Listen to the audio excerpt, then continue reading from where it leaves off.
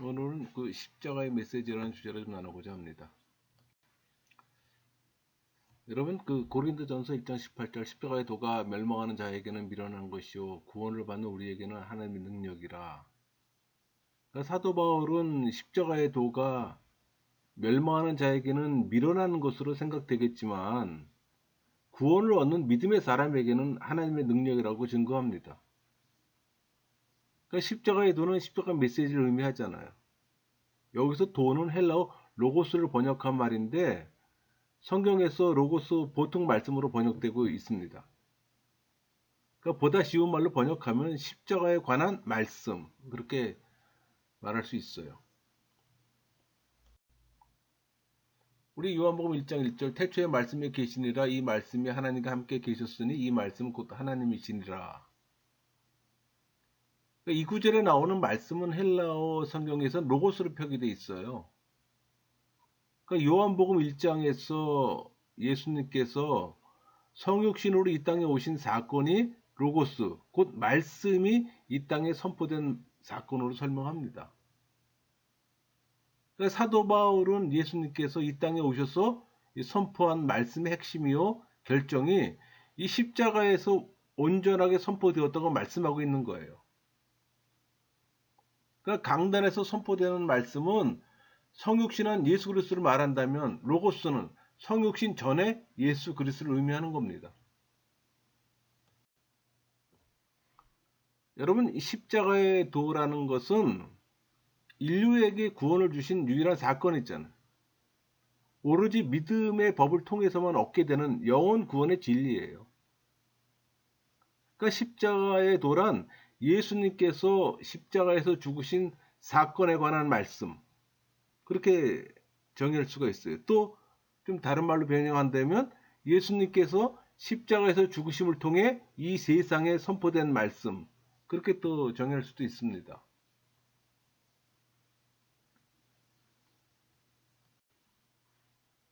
여러분, 예수님의 십자가가 이 땅에 선포한 메시지는 뭘까요? 세 가지로 볼 수 있어요. 첫째는 공의입니다. 십자가는 공의 하나님을 선포하는 거예요. 둘째는 사랑이에요. 십자가는 사랑의 하나님을 선포합니다.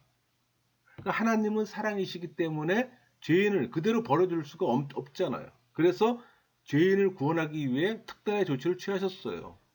아들을 보내시고 십자가에 달려 죽게 하신 겁니다. 셋째가 구원이에요. 십자가는 죄인들이 구원받을 길이 있음을 선포합니다. 그러니까 하나님께서 우리의 죄를 대신해서 예수님을 십자가에 달려 죽게 하신 거예요. 그리고 우리로 하여금 이 사실을 믿기만 하면 모든 죄를 용서받게 하신 겁니다. 그래서 오직 예수의 믿음으로 구원받을 수 있게 된 겁니다. 여러분, 그 십자가는 로마 시대 당시 반역과 같은 중죄를 지은 죄인을 처벌하는 형틀이었어요. 그러니까 실제로 예수님도 이 반역 제목이 씌워졌기 때문에 십자가에 못 박혀 죽으셨어요. 그러니까 유대인들은 때로 몰려가 빌라도에게 유대인의 왕이라고 주장하는 예수는 황제의 어떤 통치권을 부정하는 반역자라고 주장하잖아요. 또 예수님을 십자가에 못 박으라고 요구했어요. 빌라도는 예수님이 죄가 없다는 걸 알면서도 유대인들의 폭동으로 이 총독의 자리가 위태롭게 될까봐 모른 척하고 예수님을 십자가 체형으로 판결했습니다. 우리가 한 가지 더 알아야 할 것은 예수님 죽으심의 배후엔 사단의 역사가 있었다는 사실이에요. 우리 요한복음 13장 2절 마귀가 벌써 시몬의 아들 가룟 유다의 마음에 예수를 팔려는 생각을 넣었더라. 그러니까 요한은 성령의 계시를 통해 마귀의 역사를 간파했어요. 그러니까 빌라도 법정에 몰려와 예수님을 십자가에 못 박으라고 외쳐댔던 이 유대인들 역시 사단의 활동 아래 있다는 사실을 우리는 쉽게 짐작할 수가 있는 겁니다. 또 이렇게 사탄은 무고한 예수님을 죽이는데 앞장섰어요. 그런데 마귀가 알지 못한 중요한 사실이 있어요. 예수님의 죽으심이 인류의 죄를 대신하게 될 것이라는 겁니다. 만일 마귀가 미리 알았다면 예수님을 십자가에 죽게 하려는 유대인들을 만류했을 겁니다. 우리 고린도서 1장 18절 십자가의 도가 멸망하는 자에게는 미련한 것이요 구원을 받는 우리에게는 하나님의 능력이라. 무슨 의미일까요? 멸망하는 자들이 보기에는 예수님은 반역자로 죽었을 뿐입니다. 그런 예수님을 믿는다고 어떻게 지은 죄가 없어지고 천국을 가겠습니까? 지금도 멸망하는 자들, 불신자들 얘기를 하겠죠. 이 불신자들에겐 십자가의 도를 따라가는 자들이 바보처럼 보여요. 그러나 신앙인에게 십자가의 도는 하나님의 능력으로 보이잖아요. 십자가의 도, 다시 말해 예수님의 대속적 죽음은 인류는 물론 마귀까지도 예상하지 못한 이 죄인을 구원하는 하나님의 놀라운 능력이에요. 그러니까 하나님께서 예수님을 죽음으로 죄로 죽어야 할 인류의 죽음을 대신한다고 선언하실 때 무지한 예수님을 십자가에 죽게 한 책임 있는 마귀는 아무런 이의를 제기할 수가 없었을 겁니다. 우리 고린도전서 1장 19절에서 21절 기록된 바 내가 지혜 있는 자들의 지혜를 멸하고 총명한 자들의 총명을 폐하리라 하였으니 지혜 있는 자가 어디 있느냐 선비가 어디 있느냐 이 세대의 변론가가 어디 있느냐 하나님께서 이 세상의 지혜를 미련하게 하신 것이 아니냐 하나님의 지혜에 있어서는 이 세상이 자기의 지혜로 하나님을 알지 못하므로 하나님께서 전도에 미련하는 것으로 믿는 자들을 구원하시기를 기뻐하셨도다. 사도 바울이 믿는 자들을 구원하시는 하나님의 지혜에 대해서 말하고 있습니다. 그러니까 십자가의 도가 하나님의 능력이라면 이 십자가의 메시지인 예수님의 이 대속을 전해 듣고 그 믿는 자들을 구원 얻게 하시는 것은 하나님의 지혜라는 겁니다. 구원의 방법이 뭐 돈이나 지식이나 선행이라면 그 자체로 어떤 사람들은 구원 얻을 기회가 없었을 겁니다. 만약에 구원을 얻는데 10억이 필요하다면 대부분의 사람들은 구원 얻지 못할 겁니다. 근데 구원 얻는데 예수의 믿음 외에는 그 어떤 것도 필요 없게 하시는 것은 차별 없이 공평해요.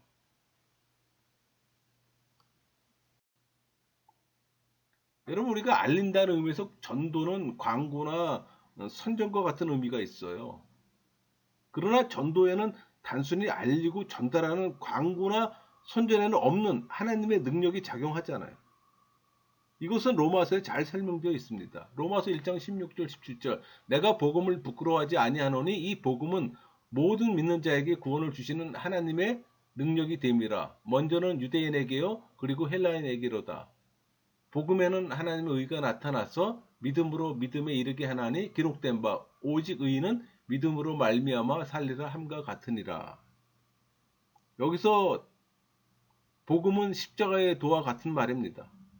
그러니까 십자가에 대한 이 복음의 설교를 들으면 죄가 뭔지 또 내가 왜 죄인인지 왜 예수를 믿어야 하는지 깨닫게 되고 믿고 싶은 마음이 생겨요. 그러니까 내 마음속에 이런 변화를 만들어내는 것이 복음이에요. 그래서 십자가의 도는 죄인을 구원하는 하나님의 능력입니다. 우리 고린도전서 1장 22절에서 25절 유대인은 표적을 구하고 헬라인은 지혜를 찾으나 우리는 십자가에 못 박힌 그리스도를 전하니 유대인에게는 꺼리끼는 것이요 이방인에게는 미련하는 것이로되 오직 부르심을 받은 자에게는 유대인이나 헬라인이나 그리스도는 하나님의 능력이요 하나님의 지혜니라. 하나님의 어리석음이 사람보다 지혜롭고 하나님의 약하심이 사람보다 강하니라. 부르심을 입은 자들의 구원에 대해서 한번 살펴보겠습니다. 여러분 22절을 보면 유대인은 표적을 구하고 헬라인은 지혜를 찾는다고 하잖아요. 근데 유대인은 이적과 표적을 구하는 종교적 성향이 강한 사람들이라면 헬라인은 논리와 합리성을 추구하는 지성인들을 대표합니다. 그러니까 표적을 구하는 유대인 같은 종교인들은 표적이 없으면 잘 믿지를 못해요. 헬라인은 현대 지식인들은 믿음의 근거로 논리와 또 합리성을 추구합니다. 아마 대표적인 게 자유주의자들일 겁니다. 그래서 이 두 부류의 모두 예수님이 우리 죄를 대신 담당하고 죽으셨으니 예수 믿으면 구원 얻는다는 말이 아마 듣기 거북하고 어리석게 보일 겁니다. 이것이 우리가 전도할 때 믿지 못하겠다는 이유예요.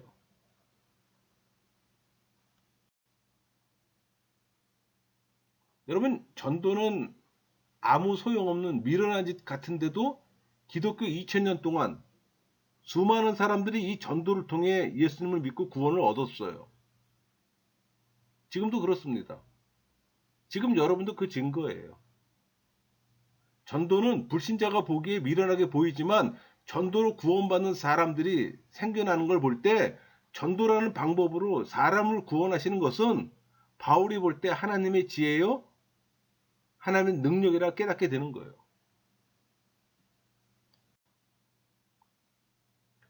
여러분, 하나님은 지금도 이 종교적 성향을 가진 사람이든 또는 합리적 이성의 소유자든 상관없이 택한 사람에겐 예수님의 대속을 믿게 하십니다. 전도자는 전달하는 역할만 하는 거예요. 믿고 구원하는 것은 하나님이 하실 일입니다. 성경이 증거하는 것처럼 구원 얻을 사람이 거기 있을 때 누가 전도하든 예수님을 믿는 역사가 일어날 겁니다. 전도하기 전에는 구원 얻을 사람이 누군지 미리 알 수가 없어요. 특별히 성령께서 전도할 자를 지시하시면 쉽겠지만 그렇지 않으면 주변 사람들에게 부지런히 전도해야 합니다. 우리 고린도전서 2장 1절에서 4절까지 봅시다. 형제들아, 내가 너희에게 나아가 하나님의 증거를 전할 때 말과 지혜의 아름다운 것으로 아니하였나니 내가 너희 중에서 예수 그리스도와 그가 십자가에 못 박히신 것 외에는 아무것도 알지 아니하기로 작정하였습니다. 내가 너희 가운데 거할 때 약하고 두려워하고 심히 떨었노라. 내 말과 내 전도함이 설득력 있는 지혜의 말로 하지 아니하고 다만 성령의 나타나신가 능력으로 하여.